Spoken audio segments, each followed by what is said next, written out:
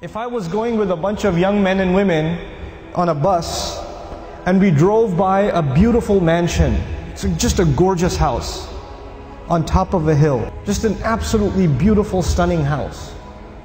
And the driveway into the house, there's a gorgeous car parked outside. And on the back of the house, there's this incredible backyard and a swimming pool and all of it. I mean, whatever you can imagine is there. It's like it's a piece of Jannah on earth. And you see the guy walking into his house. We're driving on this bus and we see this guy walking into his house. And I asked these young men and women, do you think that guy's successful? Do you think he's successful? Overwhelmingly, what is going to be the response? Yeah, that's pretty successful. And the guy, look at him. Look at what he's accomplished in life. That's a pretty successful person. Okay. When you take a picture of someone graduating from college, they're shaking hands with the president of the university, they're being handed their diploma, and somebody asks you, you think that's successful? What are people going to say? You know, it's going to be Muslims and non-Muslims. Everybody's going to say that that is a kind of what? Success. When somebody gets a job, is that a kind of success? Sure. We congratulate people when they get a job. When somebody buys a house, when somebody starts a business, when somebody gets a new car, when somebody gets married, when people accomplish things in life, then we celebrate them because these are different kinds of small and big successes. Isn't that true? So the bus keeps driving and we see a man, a homeless man, who's living in a cardboard box on the street. And he looks like he's wearing clothes from a couple of years. And you don't want to go close to him because of the smell. And I ask my students, do you think that guy's successful? What do they say? They say he's not successful.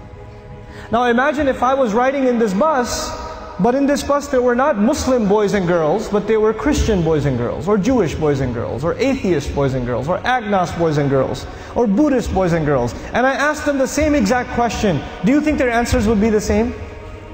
Yep, their answers would be the same. That's the problem. The problem is the way we think about success and the way we think about failure. For Muslims, it's supposed to be different. All human beings can see it a certain way, that's fine. They have the apparent view of success and failure. But us, Muslims, Allah has given us clearer glasses. And once you look at reality through these glasses, you see something other people cannot see. You see something other people cannot see. So when you put those glasses on, then you start thinking about the Book of Allah and you realize that one of the most beautiful, captivating, magnificent homes that was ever built was the castle of Fir'aun. It was one of the most amazing homes ever built. And if our bus was driving by the castle of Fir'aun and he was walking into his house and I asked my Muslim children, is that successful? Is that guy successful? What would their answer be? Fir'aun is not successful. He's one of the worst losers in all of human history. Isn't that the case? What was the second kind of person we ran into? There was one guy walking into a mansion. What was the other guy? It was a homeless guy. Okay. Ibrahim alayhi salam was kicked out of his house. He was told to leave the house. So he's homeless. Well, was he successful? He was. Actually, he's one of the most successful human beings that ever lived. Now the Quran is teaching me that a homeless man is successful and an incredibly wealthy man is what? A failure. You know what the Quran is teaching me? The Quran is teaching me that success has nothing to do with wealth. And failure has nothing to do with poverty. Success and failure are different concepts for us than they are for everybody else.